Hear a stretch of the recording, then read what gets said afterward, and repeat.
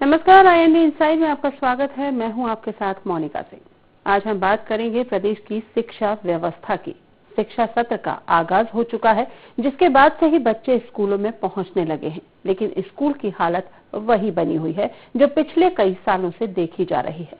बच्चों को पढ़ने के लिए न तो स्कूल भवन है, न स्कूलों में पानी की व्यवस्था है, जिसके चलते बच्चे झोपड़ी में पढ़ने के लिए मजबूर हैं। आज इसी मुद्दे पर हम करेंगे चर्चा, कैसे पढ़ें, कैसे बढ़ें।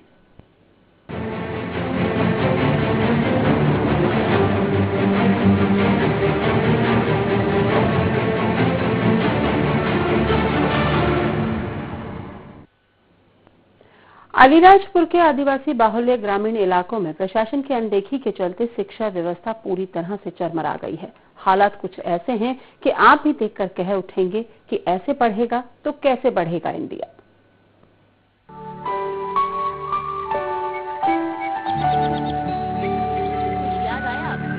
रामायण और महाभारत के जमाने का वो दौर याद कीजिए।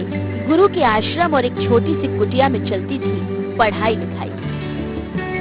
कुछ भी तो नहीं बदला, सब कुछ वैसा ही है। द्वापर त्रेता युग की तरह झोपड़ी में पढ़ते बच्चे और पढ़ाने के लिए एक टीचर। लाख दावे किए जाएं चांद और मंगल तक पहुंचने के, मगर सच्चाई है ये तस्वीर, कड़वी सच्चाई। ऐसी सच्चाई जिसे निगलना और उगलना सरकारी नुमाइंदों से लेकर जनप्रतिनिधियों के लिए मुश्किल भरा है।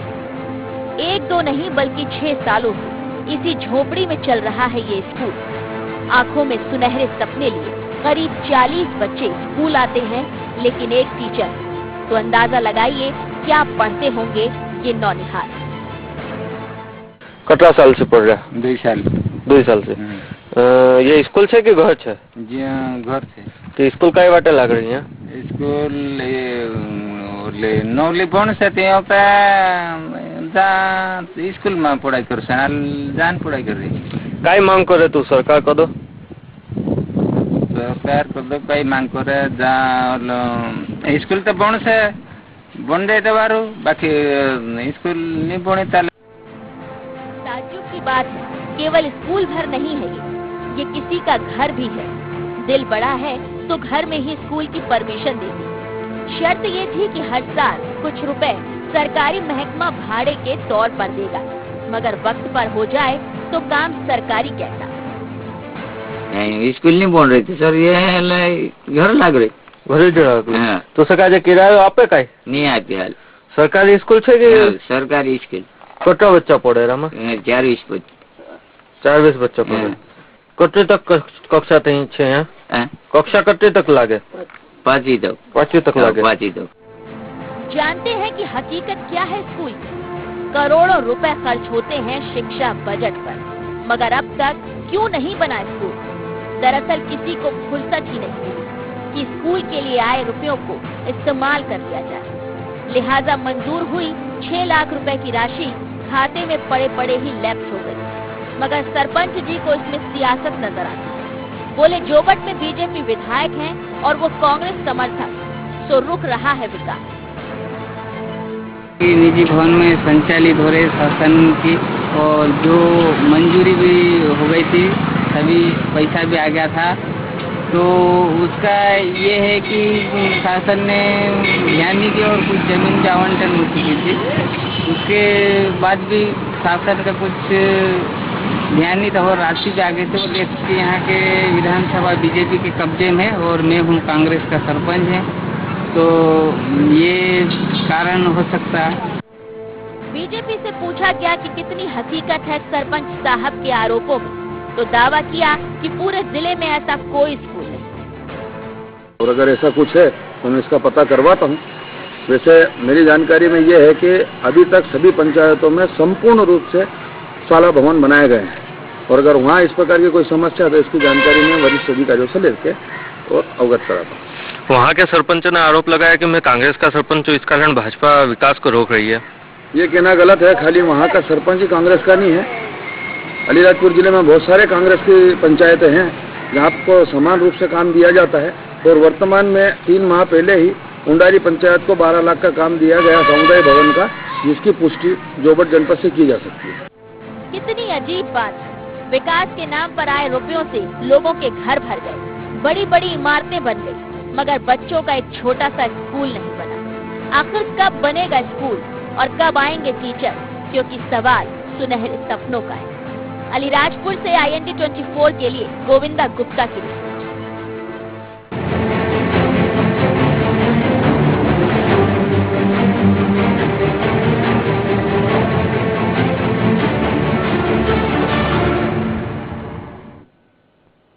जी हाँ, तो देखिए आपने ये तस्वीरें अलीराजपुर की एक ग्राम पंचायत होली बलिया की, जहाँ पर स्कूल की तस्वीरें आपने देखी। अगर भवन नहीं है तो व्यवस्थाओं की क्या बात की जाए, क्योंकि कहीं भी वो व्यवस्थाएं और वो जो भवन इन बच्चों के लिए होना चाहिए था पढ़ाई के लिए, वो आज तक नहीं बनाया गया, जबकि काफी लंबा समय बीत चुका है। ज्यादा जानकारी के साथ हमारे संवाददाता गोविंदा गुप्ता हमारे साथ जुड़े हुए हैं। गोविंदा, आपसे सबसे पहले ये जानना चाहेंगे कि आपने पूरी रिपोर्ट तैयार करी, इस दौरान आपने क्या कुछ देखा, किस वास्तविकता से आप रूबरू हुए कि क्या जो नौनिहालों के लिए जो सरकार इतने तरह के कदम उठा रही है, इतने तरह के प्रयास कर रही है, क्या वो धरातल पर दिखाई दे रहे हैं? जी मोनिका, सबसे पहले तो बताना चाहूंगा कि कहा जाता है कि बच्चे मिट्टी की तरह होते हैं, गीली मिट्टी की तरह, जिसे जिस तरह से ढाला जाएगा उस तरह से ढल जाएंगे। किंतु बच्चों को ढालने के लिए भी स्कूल के बजाय एक मिट्टी के मकान का ही उपयोग किया जा रहा है, जो कि बहुत बड़ा शासन की योजनाओं पर प्रश्न चिन्ह लगाता है। एक तरफ तो सर्व शिक्षा अभियान, स्कूल चलो मिशन और अन्य कई योजनाओं के नाम से करोड़ों रुपया खर्च किया जाता है विज्ञापनों पर और प्रचार प्रसार पर, किंतु बावजूद इसके जो नजारा हमने देखा उसे देखकर हर कोई दंग रह गया कि इस तरह से बच्चों को, पहली से 5वीं तक के बच्चों को एक ही स्थान पर एक साथ बिठाकर पढ़ाया जाता है। एक दूसरी चीज ये देखने में आई है कि जिस झोपड़ी में स्कूल का संचालन किया जा रहा है, उस झोपड़ी के बाहर के जो बरामदा है, केवल उस हिस्से में बच्चों को बिठाया जाता है। केवल एक शिक्षिका वहां पर पढ़ाती है और शिक्षिका के लिए खड़े रहने की भी जगह नहीं है। यदि वो खड़े रहती है तो उसे झुक कर खड़ा रहना पड़ता है। गोविंदा, आपको यहाँ पर रोकना चाहेंगे, हमारे साथ एक अभिभावक राजू डुड्बे जी जुड़ चुके हैं। राजू जी, बहुत बहुत स्वागत है आपका IND 24 में। धन्यवाद मैडम। जी राजू जी, आप एक अभिभावक हैं, निश्चित तौर पर बच्चों की व्यथा आपसे ज्यादा कोई नहीं समझ सकता। जो तस्वीरों में साफ दिखाई दे रहा है कि बच्चे जो हैं एक मिट्टी की झोपड़ी में पढ़ने के लिए मजबूर हैं, क्या कहेंगे? जी मैडम, करीब 6 साल से हमारे यहाँ 2011 में मिडिल प्राथमिक स्कूल स्वीकृत हुई थी जी, और अभी तक शासन ने स्कूल नहीं बनाया और हमारे जो बच्चे पढ़ रहे हैं वो एक कच्चे मकान में है और जरा से मकान के आड़ में बच्चे बैठते हैं जी, और बारिश के दिनों में बड़ी समस्या आती है जी। हमने इसके बारे में शासन को भी अवगत कराया था कि हमारे यहाँ स्कूल बनाया जाए, और बच्चों को जैसे बारिश के दिनों में बड़ी समस्या आती है जी, कि बच्चे बीमार होते, कीचड़ में बच्चा आना पसंद नहीं करते, ज्यादा बारिश होती है तो बच्चों को समस्या जी। आपके भी बच्चे राजू जी इस स्कूल में कहेंगे कि यहाँ पर ये पढ़ने जाते हैं, एक मिट्टी के झोपड़ी में ये बच्चे पढ़ रहे हैं, कहीं ना कहीं आपको कोई डर नहीं सताता कि जिस तरह से बरसात का समय शुरू हो चुका है तो कहीं ना कहीं कोई बड़ा हादसा जो है वो भी सामने आ सकता है? मैडम, डर तो है, डर सता रहा। हमारे बच्चे जा रहे हैं, मजबूरी हमारे को है कि हम पढ़ाए तो कहाँ पढ़ाएंगे बच्चों को जी। इसको लेकर के सरपंच महोदय का क्या कुछ कहना है? उनके द्वारा किसी तरह का प्रयास नहीं किया गया कि किसी तरह का इन बच्चों के लिए सिर्फ भवन, व्यवस्थाएं तो बहुत दूर की बात है, लेकिन किसी तरह का भवन जो है वो तैयार कर दिया जाए जिससे बच्चे जो हैं बेखौफ होकर के यहाँ पर अपनी पढ़ाई लिखाई को पूरा कर सके?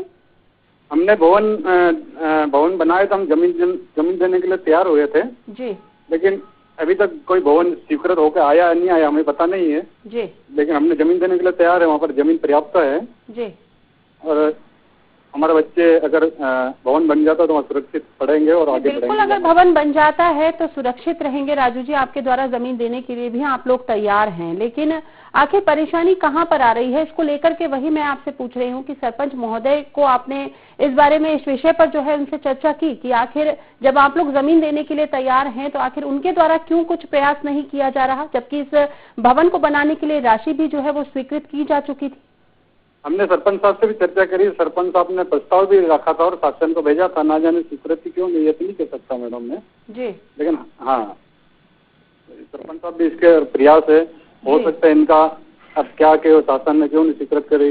बिल्डिंग स्कूल स्वीपर भी एक शिक्षिका यहाँ पर है, एक शिक्षक मैडम आती है पढ़ाने के लिए, वो नित्य आती है जी। और बच्चे भी हमारे जो बच्चे उत्साह में जाते हैं पढ़ने के लिए।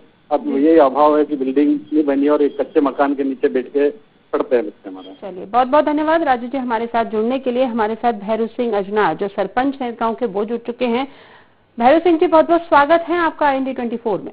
जी भैरू सिंह जी, आपके ही गांव की बात कर रही हूं, जहां कुछ व्यवस्था की अगर बात करूं तो वो तो दूर दूर तक नहीं है, लेकिन अगर सिर्फ शाला भवन की अगर बात की जाए तो वो भी बच्चों के लिए अभी तक निर्माण नहीं कराई गई। आखिर क्या वजह है?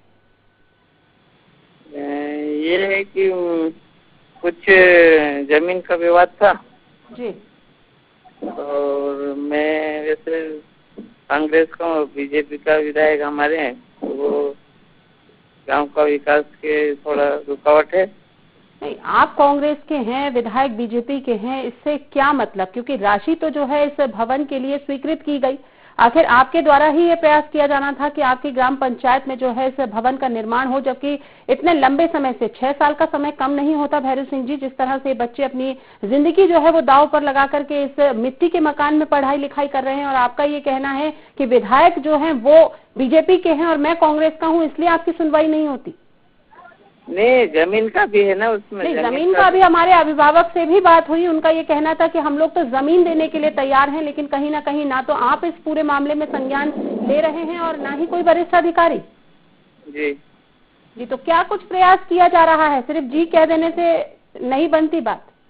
नहीं, तो जमीन प्राप्त हो रही है, हम तो तैयार थे उस समय भी। नहीं, तो जिन अभिभावकों को जिनसे बात हुई है वो तो अपनी जमीन देने के लिए तैयार है, तो उसके बाद क्यों इस शाला भवन का निर्माण अभी तक नहीं किया गया? जाके उन्होंने तहसील में ये वो सब कराना पड़ेगा ना मैडम। यानी कहीं आपके द्वारा भी प्रयास नहीं किया जा रहा है इस मामले को लेकर के? नहीं मैडम, हम 2 बार किया हमने प्रयास। क्या प्रयास किया आपने? 2 बार की आप बात कर रहे हैं, 6 साल का समय बीत चुका है और बच्चे इस मिट्टी की झोपड़ी में पढ़ने के लिए मजबूर हैं। ये प्रयास किए जा रहे हैं आपके द्वारा? जी 2 बार हुआ। चलिए, बहुत बहुत धन्यवाद सरपंच महोदय हमारे साथ जुड़ने के लिए। तो देख रहे हैं आप ये तस्वीर की किस तरह से बच्चों के भविष्य का निर्धारण होगा, क्योंकि कहीं ना कहीं ये बच्चे अपनी जिंदगी दांव पर लगा करके एक मिट्टी की झोपड़ी में पढ़ने के लिए मजबूर हैं। फिलहाल यहाँ पर रुकते हैं एक छोटे से ब्रेक के लिए। ब्रेक के बाद जल्द हाजिर होते हैं।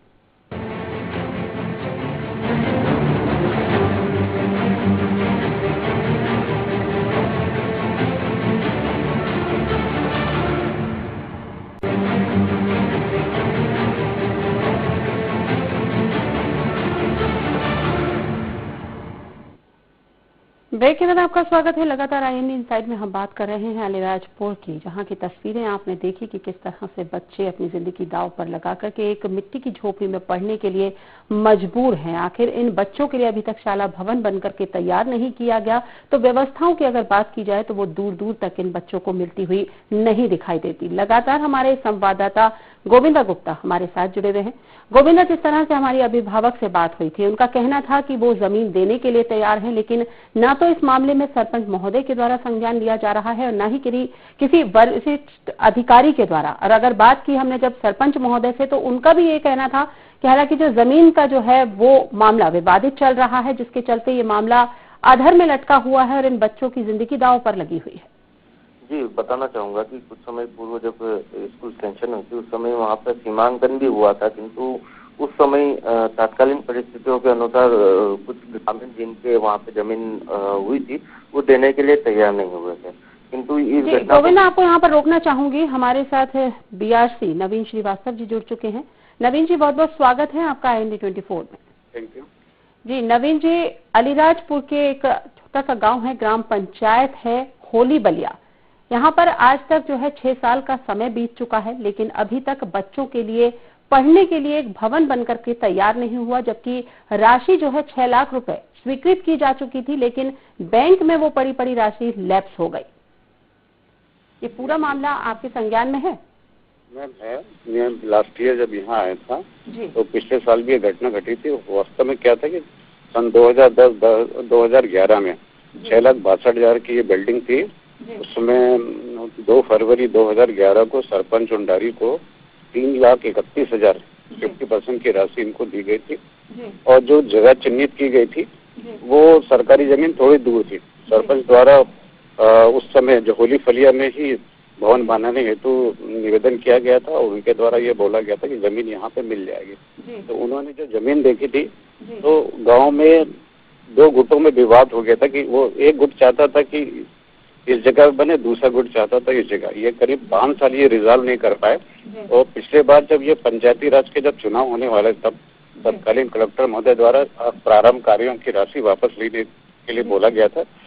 तो तत्कालीन बीआरसी द्वारा ये राशि उनसे वापस ले ली गई थी, तो ये राशि वापस जमा करा दी। कहीं ना कहीं नवीन जी इस विवादित मसले को लेकर के कहीं ना कहीं बच्चों की जिंदगी तो दांव पर लगी हुई है, क्योंकि 6 साल का समय बीत गया और ये बच्चे आज तक जो है एक मिट्टी की झोपड़ी में पढ़ने के लिए मजबूर हैं, जबकि मॉनसून लग चुका है, कभी भी कोई बड़ा हादसा हो सकता है। तो इस मामले में कहीं ना कहीं एक तत्परता जो है वो विभाग के अधिकारियों को दिखानी चाहिए थी। एक भवन का निर्माण तो किया जाना था, चाहे इस समस्या का किसी भी तरीके से हल निकाला जाता।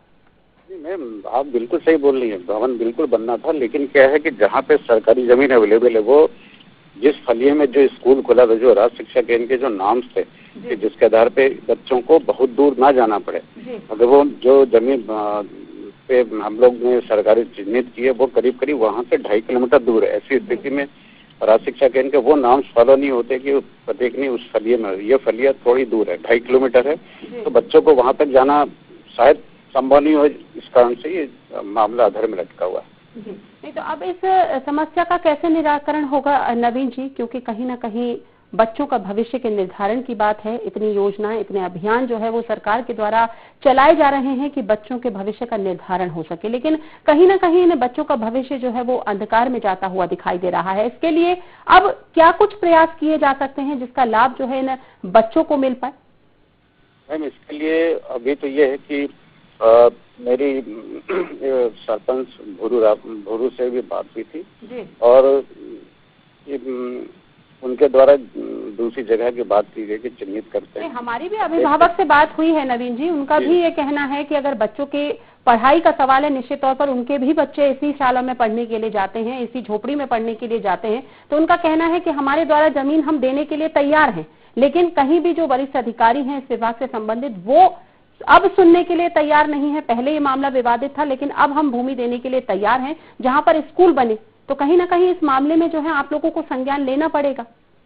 नहीं मैम, ये अगर जैसे आपकी बात हुई, अगर विभाग में ऐसी बात की तो बहुत अच्छी बात है, क्योंकि पूर्व में जिले में जो भी जमीनें जो प्राइवेट व्यक्ति द्वारा दी गई थी और उसको सरकारी भूमि में ट्रांसफर नहीं कराया गया था, जिसके चलते कलेक्टर महोदय द्वारा ये रोक लगा दी गई थी कोई भी भवन प्राइवेट भूमि पर नहीं बनाए। क्योंकि कई मामलों में ऐसा भी हुआ कि भवन बन गए, उसके बाद सामने वाली पार्टी कोर्ट में गई, कोर्ट के द्वारा निर्णय देने पर पूरे भवन भी टूटे हुए। अगर आपकी ऐसी बात हुई तो मैं नहीं कल तो नहीं जा पाऊंगा, परसों जाके नहीं सरपंच से मिलके। और निश्चित तौर पर नवीन जी हम आपसे उम्मीद करते हैं कि आप जिस तरह से कह रहे हैं कि अगर आप कल नहीं जा सकते, आप परसों जाकर के इस मामले में संज्ञान लेंगे तो निश्चित तौर पर लें, क्योंकि कहीं ना कहीं ये नौनिहालों के जीवन से जुड़ी हुई समस्या है। कहीं ना कहीं इतनी योजनाएं जो अभियान चलाए जा रहे हैं वो कहीं ना कहीं सार्थक होते हुए दिखाई देंगे अगर आप इस मामले में संज्ञान लेते हैं। बहुत बहुत धन्यवाद नवीन जी हमारे साथ जुड़ने के लिए।